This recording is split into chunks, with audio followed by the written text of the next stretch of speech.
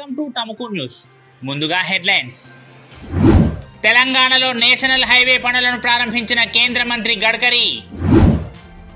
తెలంగాణ ఆంధ్రప్రదేశ్ మధ్య కుదిరిన ఒప్పందం. సమగ్ర సర్వేతో భూ వివాదాలకు check. AP CM Jagan. Delhi శివారుల్లో రైతన్నల రిలే నిరాహార దీక్ష. 8వ విడత జీఎస్టీ రుణాలు విడుదల. మళ్లీ బ్యాడ్మింటన్ కోర్టులోకి సింధు, సైనా. భారత్లో పెట్టుబడులకు సౌదీ ప్రణాళికలు. బ్రిటన్ నుంచి భారత్కు విమానాల రద్దు, ఈ నెల 31 వరకు నిలిపివేసిన కేంద్రం. కొత్త రకం వైరస్పై WHO దృష్టి. వివరాల్లోకి వెళితే, యాదాద్రి భువనగిరి జిల్లా నుంచి వరంగల్ జిల్లా ఆరేపల్లి వరకు 1905 కోట్ల రూపాయలతో నిర్మించిన జాతీయ రహదారి 163ను కేంద్ర ఉపరితల రవాణా శాఖ మంత్రి నితిన్ గడ్కరీ ప్రారంభించారు. తెలంగాణలోని మరికొన్ని రహదారులకు దృశ్య మాధ్యమం ద్వారా శంకుస్థాపన చేశారు. ఈ కార్యక్రమంలో కేంద్ర సహాయ మంత్రి వికే సింగ్, సీఎం కేసీఆర్, రోడ్లు భవనాల శాఖ మంత్రి వేముల ప్రశాంత్ రెడ్డి పాల్గొన్నారు. జాతీయ రహదారి 163తో పాటు 13,169 కోట్ల రూపాయలతో 766 కిలోమీటర్ల మేర రహదారులకు ఇవాళ శంకుస్థాపన, ప్రారంభోత్సవాలు నిర్వహించారు. మొత్తం 14 రహదారుల్లో 6 ప్రాజెక్టులను గడ్కరీ జాతికి అంకితం చేయగా మరో 8 నూతన రహదారులకు భూమి పూజ చేశారు. సంస్థాగత రుణాలు, అభివృద్ధి కార్యక్రమాలను ముందుకు తీసుకెళ్లాలన్నదే లక్ష్యంగా సాగుతున్నట్లు నాబార్డు చైర్మన్ గోవిందరాజులు తెలిపారు. అమీర్పేటలో 2 రోజుల పాటు సాగే నాబార్డు డీడీఎంల జోనల్ సదస్సుకు ఆయన ముఖ్య అతిథిగా హాజరయ్యారు. ఈ సదస్సులో తెలంగాణ, ఏపీ నాబార్డు శాఖలు, ఎస్బీఐ మధ్య ఒప్పందం కుదిరింది. ఈ సమావేశానికి నాబార్డు తెలంగాణ, ఆంధ్రప్రదేశ్ సీజీఎంలు వైకే రావు, జన్నవార్ పాల్గొన్నారు. సామాన్యుడి భూమికి రక్షణ కల్పించడం కోసమే ఏపీ ప్రభుత్వం వైఎస్ఆర్ జగనన్న శాశ్వత భూ హక్కు, భూ రక్షణ పథకాన్ని తీసుకొచ్చినట్లు ముఖ్యమంత్రి జగన్మోహన్ రెడ్డి వివరించారు. ఈ పథకాన్ని తక్కెళ్లపాడులో ప్రారంభించిన అనంతరం కృష్ణా జిల్లా జగ్గైపేటలో ఏర్పాటు చేసిన బహిరంగ సభలో సీఎం మాట్లాడారు.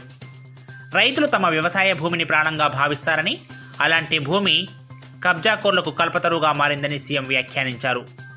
రైతుల భూములను కబ్జా చేసే రాబందులు ఉన్నాయని, భూ కబ్జాతో కొందరు కోట్లకు పడగలెత్తుతున్నారని ఆయన అన్నారు. పైసా కూడబెట్టి సంపాదించిన భూమి వివాదంలోకి వెళ్తే ఎలా ఉంటుందో పాదయాత్ర సందర్భంగా చూసినట్లు సీఎం జగన్ పేర్కొన్నారు. ఒకే భూమిని 2-3కి అమ్మిన సందర్భాలు ఎన్నో ఉన్నాయని ఈ సందర్భంగా సీఎం గుర్తు చేశారు.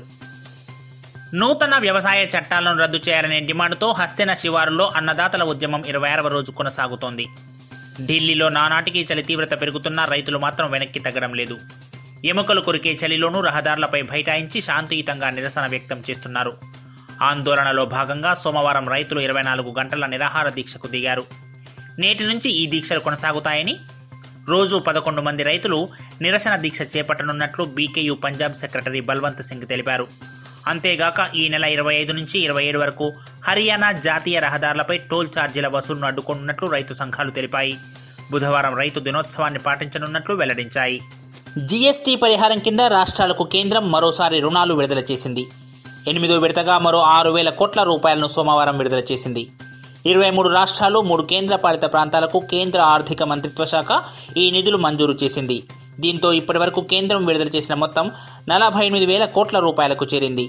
ఇందులో తెలంగాణకు 688 కోట్ల 59 లక్షల రూపాయలు, ఏపీకి 1,181 కోట్ల 61 లక్షల రూపాయలు రుణాల కింద కేంద్రం విడుదల చేసింది. భారత్లో భారీ పెట్టుబడులు పెట్టాలన్న తమ నిర్ణయం మేరకు ప్రణాళికలు సిద్ధమవుతున్నాయని సౌదీ అరేబియా వెల్లడించింది. కరోనా సంక్షోభంతో తలెత్తిన ప్రతికూల ప్రభావం నుంచి భారత్ అత్యంత త్వరగా కోలుకుంటుందని విశ్వాసం వ్యక్తం చేసింది.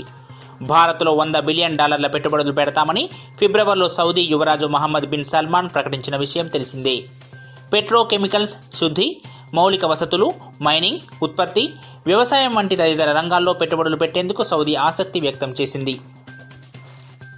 బ్రిటన్లో కొత్త రకం కరోనా వైరస్ వెలుగు చూసిన నేపథ్యంలో భారత ప్రభుత్వం అప్రమత్తమైంది.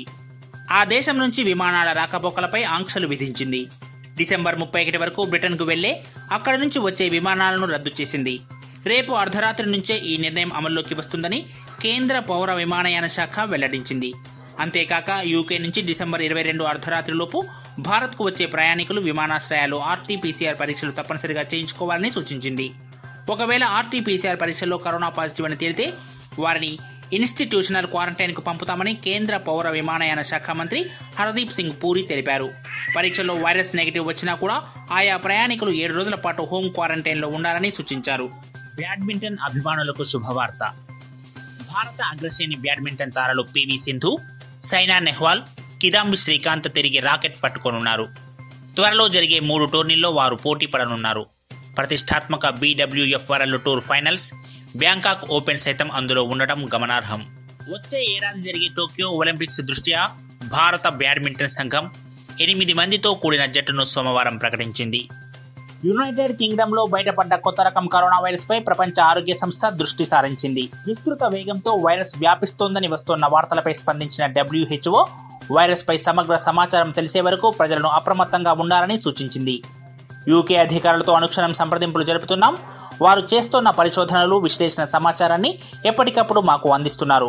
వైరస్కు సంబంధించిన పూర్తి సమాచారం మాకు అందిన వెంటనే దాన్ని ప్రజలకు వెనువెంటనే చేరవేస్తాం అని ప్రపంచ ఆరోగ్య సంస్థ వెల్లడించింది.